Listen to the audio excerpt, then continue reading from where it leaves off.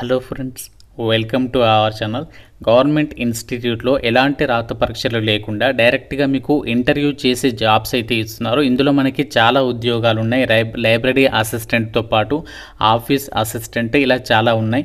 30,000 వరకు శాలరీ ఉంటుంది. ఎలాంటి అప్లై ఫీ కూడా లేదు. ఆన్లైన్లో అప్లై చేస్తే సరిపోతుంది. మేల్ అండ్ ఫీమేల్ అందరు కూడా ఎలిజిబులే. ఈ వీడియోలో మీకు అన్ని డీటెయిల్స్ని క్లియర్గా ఎక్స్ప్లెయిన్ చేస్తాను. ఇంతవరకు ఎవరికి కూడా తెలియదు ఈ నోటిఫికేషన్, కాబట్టి ప్రతి ఒక్కరు కూడా వీడియోని లైక్ చేసి ఎండ్ వరకు చూసేసి వెంటనే ఆన్లైన్లో అప్లై చేయండి. చూస్తున్న ప్రతి ఒక్కరికి కూడా చిన్న రిక్వెస్ట్, తప్పనిసరిగా లైక్ చేసి ఛానల్ని ఫస్ట్ టైం చూస్తున్న వాళ్ళు సబ్స్క్రైబ్ చేసుకుని చూడండి.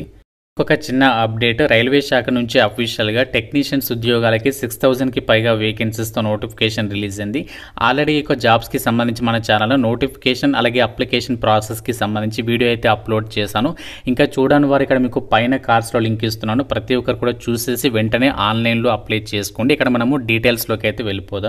ఇక్కడ నోటిఫికేషన్ డీటెయిల్స్లోకి వెళ్ళినట్లయితే గవర్నమెంట్ ఆఫ్ ఇండియా కింద పనిచేస్తున్నటువంటి ఇండియన్ ఇన్స్టిట్యూట్ ఆఫ్ ఇన్ఫర్మేషన్ టెక్నాలజీకి సంబంధించినటువంటి కేంద్ర ప్రభుత్వ సంస్థలో ఖాళీలకి సంబంధించి ఈ నోటిఫికేషన్ అనేది రిలీజ్ చేయడం అయితే జరిగింది. ఈ రిక్రూట్మెంట్ నోటిఫికేషన్కి సంబంధించి నాన్ టీచింగ్ స్టాఫ్ ఏదైతే ఉంటుందో ఆ జాబ్స్ని అయితే భర్తీ చేస్తున్నారు. ఇండియన్ సిటిజన్స్ అందరూ కూడా ఎలిజిబులే. మనకి ఇక్కడ చాలా ఉద్యోగాలు ఉన్నాయి. మీకు ఇందులో ఎలాంటి ఎక్స్పీరియన్స్ ఏమీ అవసరం లేకుండా అప్లై చేసుకోదగినటువంటి పోస్టుల గురించి మాత్రమే చెప్తాను. సో మీకు ఎలిజిబిలిటీ ఉంటే వెంటనే ఆన్లైన్లో అప్లై చేయండి. డైరెక్ట్గా మనకు ఒక గూగుల్ ఫామ్ అనేది ఇచ్చారు. సో జస్ట్ మీరు ఆ ఫామ్ అనేది ఫిల్ చేసి సబ్మిషన్ చేస్తే సరిపోతుంది. ఇక్కడ మనకి గూగుల్ ఫామ్ ఇచ్చారు. మీరు డైరెక్ట్గా లింక్ పైన క్లిక్ చేస్తే గూగుల్ ఫామ్ అనేది ఓపెన్ అవుతుంది. ఆ ఫామ్లో మీ డీటెయిల్స్ అనేవి ఫిల్ చేసి సబ్మిషన్ చేయాల్సి ఉంటుంది. సో ఎలాంటి అప్లికేషన్ ఫీజు కూడా లేదు. ఎలాంటి రాత పరీక్ష అనేది ఏమి ఉండదు. మీరు ఆన్లైన్లో అప్లై చేసిన తర్వాత మీకు ఏదైతే రెజ్యూమ్ అనేది పంపిస్తారో మిమ్మల్ని షార్ట్ లిస్ట్ అయితే చేస్తారో, సో షార్ట్ లిస్ట్ చేసేసి మీకు ఇంటర్వ్యూకి అయితే పిలుస్తారు రమ్మని. ఆ ఇంటర్వ్యూకి అటెండ్ అయితే మీరు ఈ జాబ్స్కి అయితే సెలెక్ట్ అవ్వచ్చు అనమాట. చాలా అర్జెంట్ రిక్వైర్మెంట్ కింద ఈ నోటిఫికేషన్ అనేది రిలీజ్ చేస్తారు. ఇక్కడ మనకి పోస్టుల వారిగా డీటెయిల్స్ని అయితే ఇచ్చారు. చూడండి, ఆఫీస్ అసిస్టెంట్ హాస్టల్కి సంబంధించి విభాగంలో వేకెన్సీస్ అయితే ఉన్నాయి. ఇక్కడ టోటల్గా 6 వేకెన్సీస్ ఉన్నాయి. ఈ పోస్టులకి సంబంధించి మేల్ క్యాండిడేట్కి ఫిమేల్ క్యాండిడేట్కి సపరేట్గా వేకెన్సీస్ కేటాయించారు. 25,000 వరకు ఈ పోస్టులకి శాలరీ ఉంటుంది. అలాగే ఇక్కడ ఈ పోస్టులకి సంబంధించి అప్లై చేయాలంటే ఉండాల్సినటువంటి క్వాలిఫికేషన్ బ్యాచిలర్స్ డిగ్రీ అనేది కంప్లీట్ చేసి ఉండాలి. అంటే మీరు ఏ విభాగంలో డిగ్రీ పాస్ అయినా ఎలిజిబులే. కాకుంటే కంప్యూటర్కి సంబంధించి నాలెడ్జ్ ఉండాలి.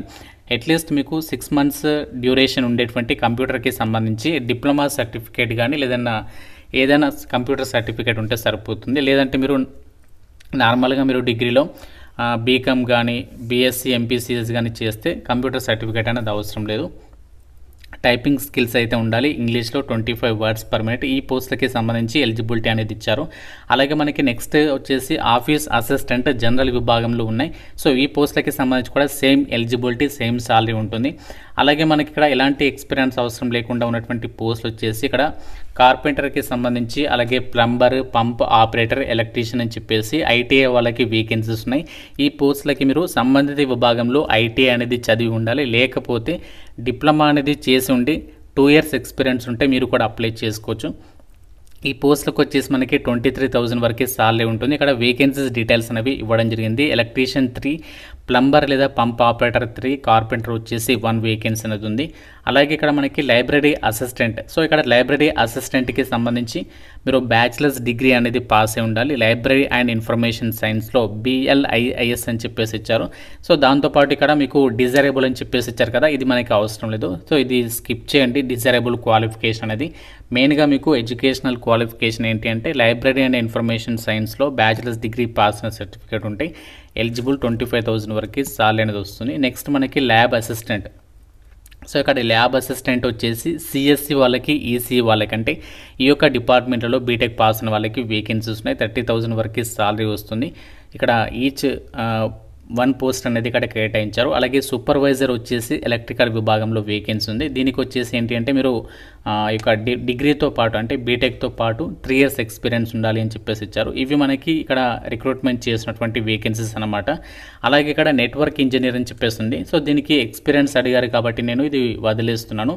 అయితే ఈ జాబ్స్కి మనకి సెలెక్షన్ అనేది ఎలా చేస్తారంటే చూడండి, ఎవరైతే రిక్రూట్మెంట్కి సంబంధించి ఇక్కడ ఇచ్చినటువంటి గూగుల్ ఫామ్ ఉంది కదా, సో ఇక్కడ బ్లూ కలర్లో కనిపిస్తుంది కదా, సో ఇది మనము ఫిల్ చేయాలి. ఫిల్ చేసిన తర్వాత ఏంటి అంటే షార్ట్ లిస్ట్ అయితే చేస్తారు. సో షార్ట్ లిస్ట్ అయితే క్యాండిడేట్స్కి డైరెక్ట్గా మీకు ఇంటర్వ్యూకి అయితే పిలుస్తారు. సో మ్యాక్సిమం మనకి ఇంటర్వ్యూనే ఉంటుంది, ఎటువంటి ఎగ్జామ్ ఉండదు. ఇన్ కేసు ఒకవేళ ఎగ్జామ్ పెడితే జస్ట్ ఒక చిన్న స్కిల్ టెస్ట్ లాగా అయితే కండక్ట్ అయితే చేస్తారు. ఎందుకు అంటే ఇవన్నీ కూడా మనకి ఇనీషియల్గా కాంట్రాక్చువల్ బేసిస్ కింద ఈ జాబ్స్ని అయితే భర్తీ అయితే చేస్తున్నారు కాబట్టి మీకు ఎలాంటి ఎగ్జామినేషన్ అనేది ఏమి కూడా ఉండకపోవచ్చు.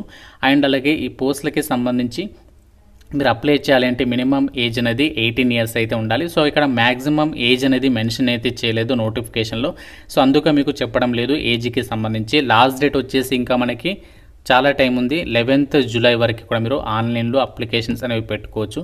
సో మీరు ఆఫ్లైన్లో ఎలాంటి అవన్నీ కూడా ఏం చేయాల్సినటువంటి అవసరం లేదు, ఆన్లైన్లోనే అప్లై చేయాలి. ఏమేమి డాక్యుమెంట్స్ని సబ్మిషన్ చేయాలి అన్నీ కూడా ఇక్కడ క్లియర్గా ఇచ్చారు, అది కూడా మీకు ఇప్పుడు చెప్తాను.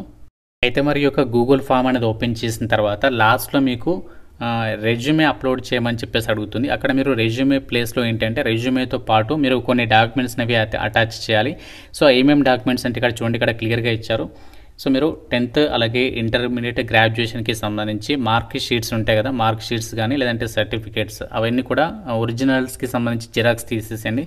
సో జిరాక్స్ తీసి దాని మీద మీ సెల్ఫ్ అటెస్ట్ అంటే మీ సిగ్నేచర్ పెట్టాలి. అలాగే బర్త్ సర్టిఫికేట్కి సంబంధించి ఒకవేళ మీకు ఎక్స్పీరియన్స్ ఉంటే ఆ document, pan card copy, Aadhaar card copy ఇవన్నీ కూడా మ్యాండేటరీ అనమాట. ఎక్స్పీరియన్స్ అనేది అది మీకు ఉంటే పెట్టాలి, లేకుంటే లేదు. సో ఇవన్నీ కూడా ఏం చేయాలంటే రెజ్యూమే ఉంటుంది కదా మీది, రెజ్యూమేతో పాటు సో ఇవన్నీ కూడా ఒక సింగిల్ పీడిఎఫ్ ఫైల్లో మెర్జ్ చేసేసేయండి. దానికి సంబంధించి మీకు గూగుల్లో చాలా వెబ్సైట్స్ ఉంటాయి. సో అందులోకి వెళ్ళేసి అన్నీ కూడా ఒక ఫైల్లో మెర్జ్ చేసేసి అదంతా కూడా ఒక డాక్యుమెంట్గా రెడీ చేసి దాన్ని మనము అప్లోడ్ చేయాల్సి ఉంటుంది.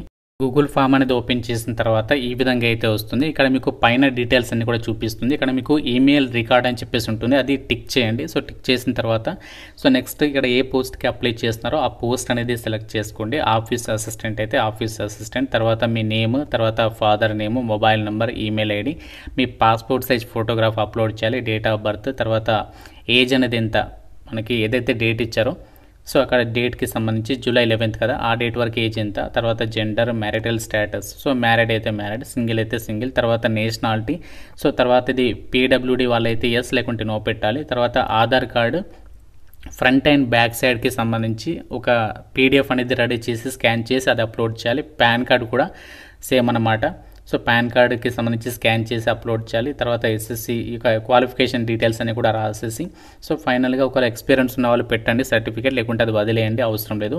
సో తర్వాత మీరు ఎందుకు ఈ యొక్క సంస్థలో జాయిన్ అవ్వాలి అనుకుంటున్నారు అని చెప్పేసి 1000 wordsలో అడుగుతున్నారు. సో ఇది మీరు ఓన్గా అయితే రాయాల్సి ఉంటుంది, మీకు ఎందుకు ఇంట్రెస్ట్ జాబ్ అనేది.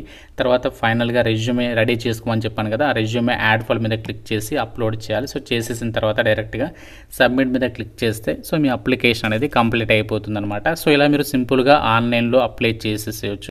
ఫ్రెండ్స్, ఇది మనకి Indian institute of information technology పూణేలో ఉన్నటువంటి ఒక కేంద్ర ప్రభుత్వ సంస్థ నుంచి వచ్చినటువంటి జాబ్ నోటిఫికేషన్ డీటెయిల్స్. మీకు షార్ట్ లిస్ట్ అనేటైతే వాళ్ళే మీకు మెయిల్ చేస్తారు, అలాగే కాంటాక్ట్ కూడా అవ్వడం జరుగుతుంది. ఇక్కడ మీకు లొకేషన్ కూడా ఇచ్చారు, 3rd పాయింట్.